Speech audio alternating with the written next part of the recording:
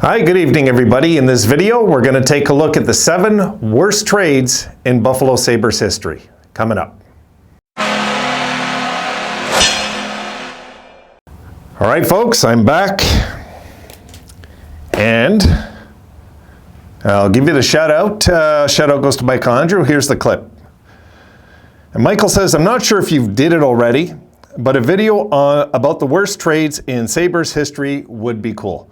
Michael, I managed to pull out 7. That's it. Sabres historically have not done that bad in trades like people think. Not really at all. If I would say the whole combined trades in our entire history, we're on the higher end of winning out. We are, you know. So we will look at, and I'm talking trades that just came out of the blue, not forced trades like Jack Eichel. That trade we're supposed to lose, and so far we haven't, but we're supposed to lose that trade no matter what. Because they got the better player, they got the higher end talent and all this and that, but things happen a certain way. Okay, so I showed you that. Michael gets that shutout. Let's get on this.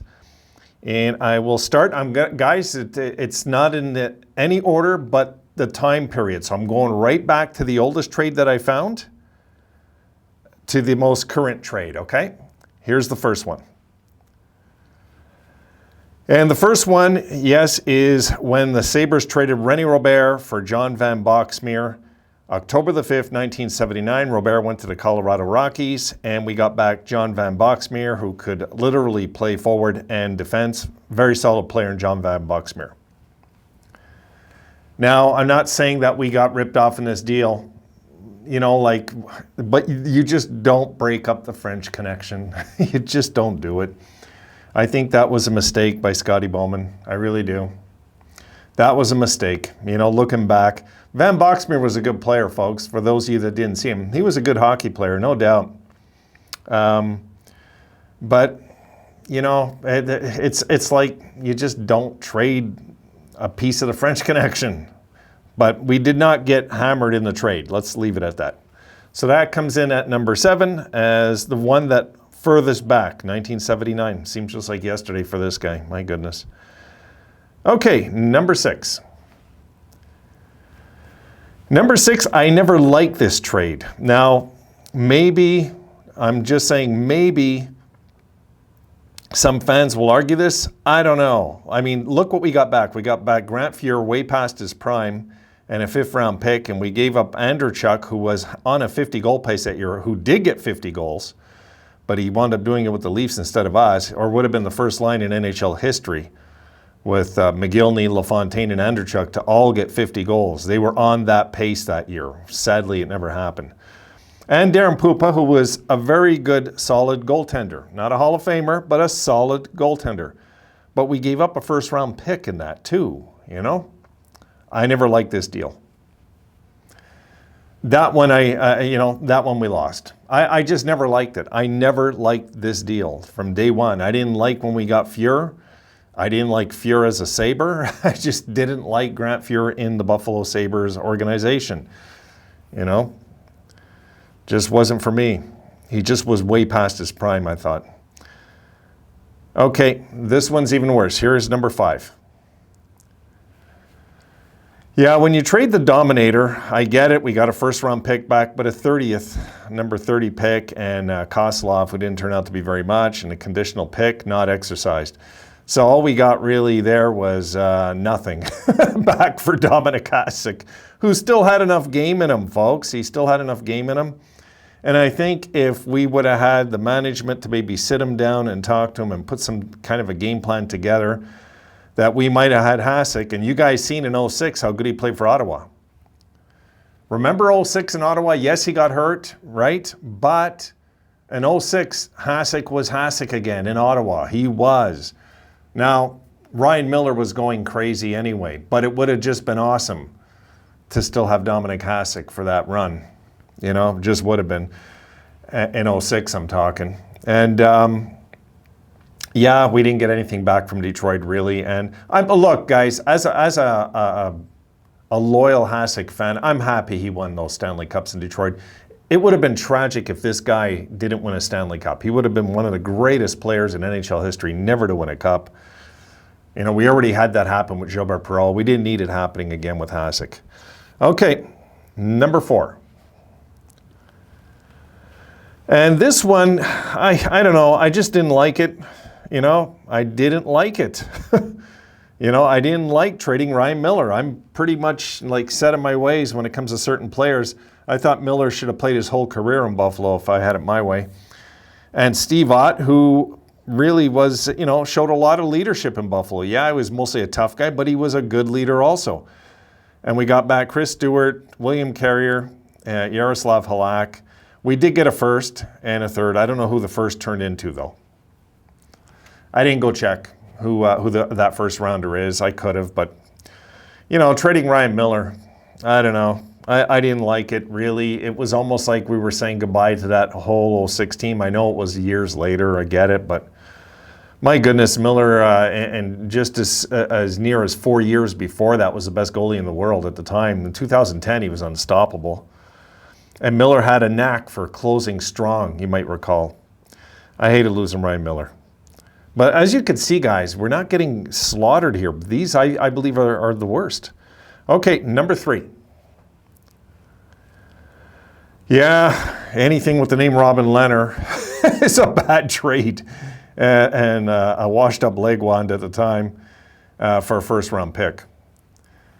We talked about this not long ago, right? When we traded away some first-round picks, and that's one of them that still makes me sick. I don't know what Murray was thinking when he made this deal. He must have owed his uncle a favor. This is the only sense I can make of that deal. Because Lehner, as much as his numbers were okay in Buffalo and solid, I couldn't stand him. I didn't like him. I thought he was useless in close games. There was just so much about him I didn't like, even with those bloated up numbers. You know, and that's before he got out of hand with his attitude. That's before I didn't like him. Okay, number 2. This I thought was stupid. Botterill made a bad mistake here, giving up a first-round pick to get Brandon Montour. That was just dumb. And Brendan Gooley. But, you know, trading that first round away, it's like, you know, these guys, some of these GMs think that first rounders grow on trees. So, yeah, I never liked it. I never liked that deal. But again, guys, we'll talk about this in a sec. Let's see the final one. Here it is. And Yoki Haru, we sent over Alex Nylander, and I thought Nylander had a really good future till he left Buffalo. And I think he's going to be a late bloomer. I can't keep a straight face. I'm clowning with you. Guys, you thought I lost it, huh? Are you kidding? My goodness, I don't know what Chicago was thinking getting Nylander for Yoki Haru. Poor Chicago. My goodness. Have we ever taken them for rides, historically speaking? I know they've got all their cups, but it was of no help from the Sabres. If anything, the Sabres might have screwed them out of a 5-year dynasty or something. Like, who knows?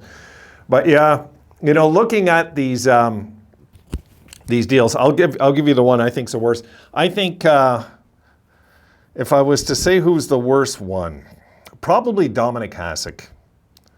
The Dominic Hasek one. Hasek still had a lot of game left. I know he was past, you know, and breaking up the French connection. I never liked it. You know, some of these are all, you know, the most recent ones, you know, I mean, there's really 6, you know. There wasn't 7 after all there, Michael.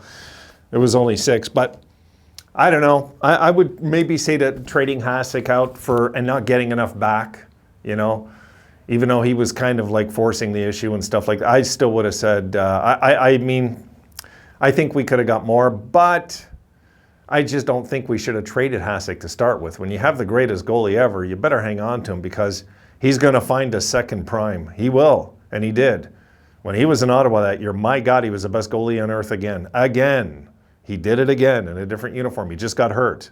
That was the only problem that year. So, you know, historically speaking, guys, we're pretty good at trades. We just are, you know.